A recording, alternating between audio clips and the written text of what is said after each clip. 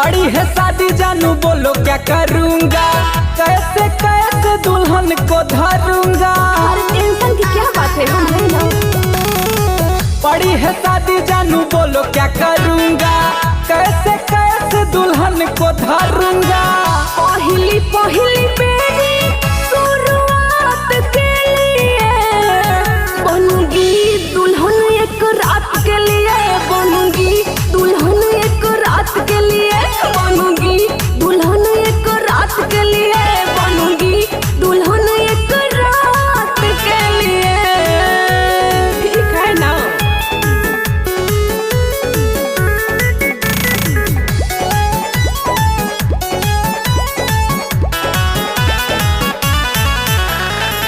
कभी भी सेज के खेला ना खेला, हम बनी रेडी तो टेंशन कह लेला। हर धीरे धीरे सब बता देगा।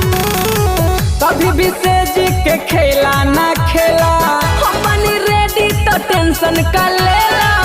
जिया जिया मोर जान बच जाई सम्मान, तोहर जवानी बनावले रह भगवान।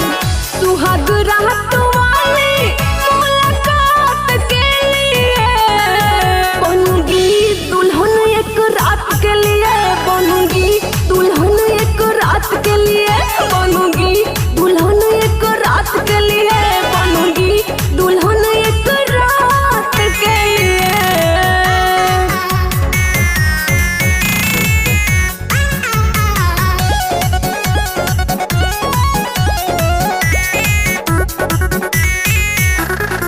मेहरी समनवा परी नाही फीका, राजा बता दे हम पूरा तरीका, अरे सब सिखा दे।